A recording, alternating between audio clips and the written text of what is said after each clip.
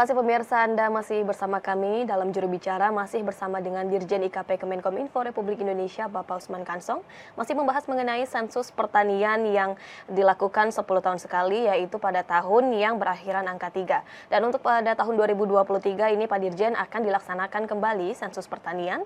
Apa manfaat yang didapatkan bagi para petani dengan adanya sensus pertanian ini? Ya, jadi ada beberapa manfaat sebetulnya yang bisa kita dapatkan ya. Yang pertama adalah para petani sendiri, buat para petani ya, kemudian juga buat masyarakat Indonesia khususnya, tetapi juga saya kira ada manfaat buat dunia ya, buat dunia. Nanti saya jelaskan satu persatu. Yang pertama buat para petani, jadi sensus pertanian 2023 ini akan mendata jumlah petani Indonesia beserta usianya saat ini. Tadi sudah saya sampaikan, kelihatannya kita memang mengalami pengurangan ya, jumlah petani kita, ya petani kita.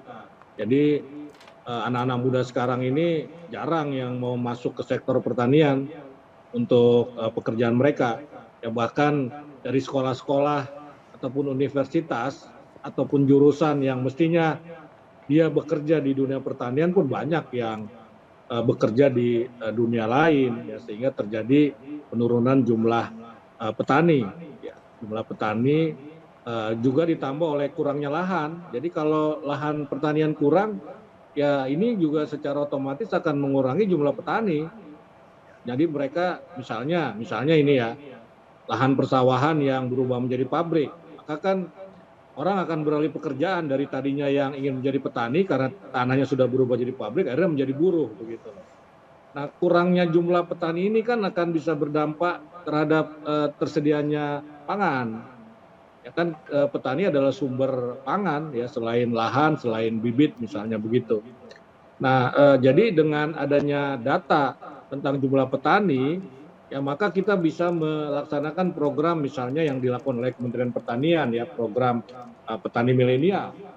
Ya, dengan adanya petani milenial maka mungkin jumlah petani kita bisa bertambah, tetapi di sisi lain dengan berkurangnya jumlah petani maka kita harus melakukan inovasi. Ya, inovasi bagaimana kita menggunakan teknologi.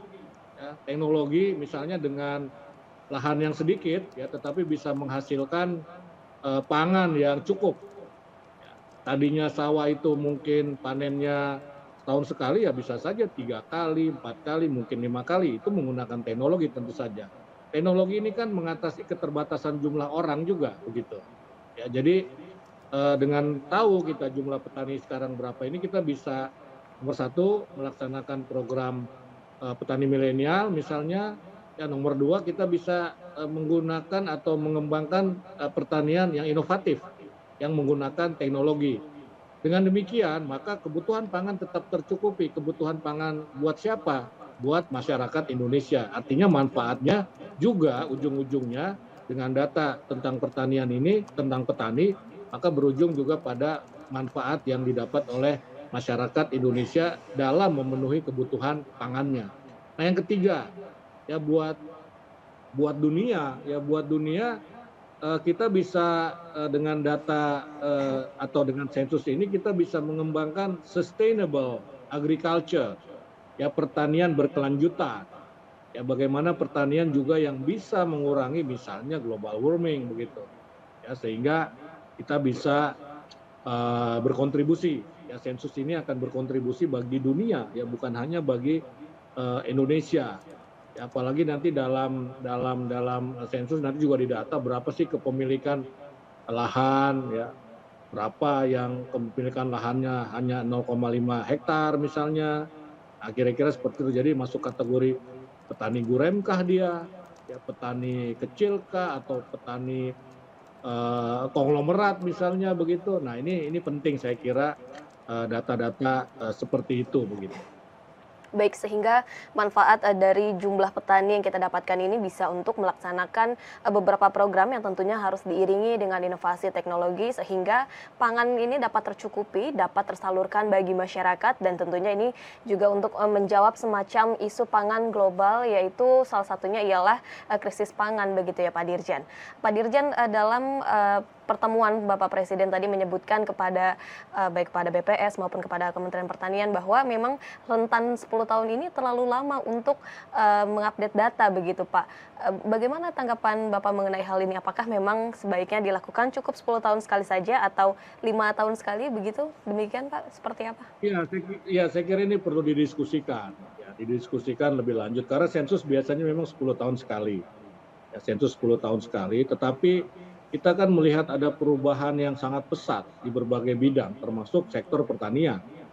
Nah, ada baiknya didiskusikan apakah kita perlu mempersering sensus ini misalnya 5 tahun sekali, atau tetap 10 tahun tetapi ada sensus-sensus ataupun riset-riset, ya, pengumpulan data-data yang sifatnya lebih sektoral. Ya, misalnya setelah sensus ini tahun depan kita ingin mendata jumlah petani, ya, diupdate lagi dalam setahun ini perkembangannya seperti apa, atau jumlah produksi satu jenis pangan. Nah, itu bisa saja dilakukan. Saya kira para pakar ya ini bisa mendiskusikannya, arahan presiden tadi itu, ya, apakah kita harus lebih mempersering sensus pertanian kita, tidak cukup hanya 10 tahun sekali. Baik, intinya baik dalam rentan waktu berapapun diharapkan bahwa sensus pertanian ini dapat menghasilkan data yang tentunya terkini, akurat, dan terpercaya Pak Dirjen. Pak Dirjen, kami akan kembali sesaat lagi. Pemirsa, tetaplah bersama kami dalam Juru Bicara.